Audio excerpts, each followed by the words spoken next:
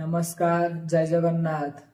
समग्र ओडिशावासी गोटे दुखर खबर कि ओडिया चलचित्र प्रसिद्ध गायक श्रीजुक्त हिमांशु सागर आउ ए दुनिया रे नाहांती।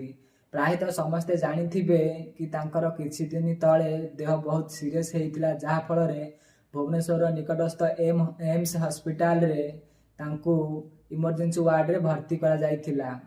जहाँफल प्रायतः 3 ରୁ 4 दिन डॉक्टर मानकर 100% चेष्टा मध्य चिकित्सा चली एवं तांकू शेष से जीवन युद्ध रे आज हारी जाइछंती।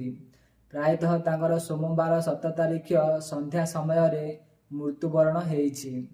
डॉक्टर मानकर कहवा अनुसार से विभिन्न रोग रे पीड़ित थिले, जहा फल तांको शरीर विभिन्न ऑर्गन गुड़ाक काम करबा धीरे धीरे बंद कर देइथिला एवं जहा फल तांकर मृत्यु होई। शेष में मोर समस्त को एतिक अनुरोध कि समस्ते तांकर आत्मार सद्गति शांति प्रार्थना कर, आउ तांको परिवार को शांति मिलू और धैर्य मिलू बोली भगवान पाखरे प्रार्थना कर।